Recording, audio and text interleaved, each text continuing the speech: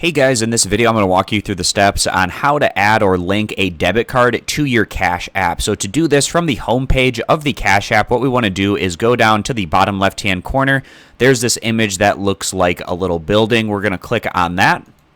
That brings us over to our cash balance page, and down here towards the bottom, it might say linked accounts, and this is if you've already linked some other accounts to your Cash App, or it might say add bank. If it says add bank, click on that, and you can add a bank using your debit card. Now for me, since I've already linked a bank account, I'm going to click here where it says linked accounts. And below the account that is linked, it says link debit card. So that's what I'm going to do here is click this little plus sign next to where it says link debit card. But again, guys, if you have not already linked a bank account on the previous page, just click where it says add bank and it will give you the option to link using a debit card at that point in time. So for me, I'm clicking here where it says link debit card.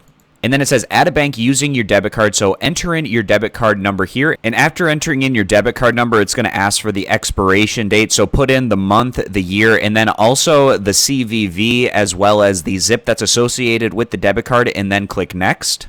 And if everything checks out, you should get a green check mark, and then it'll take you back to your linked accounts page. And you can now see that we have a linked debit card right here.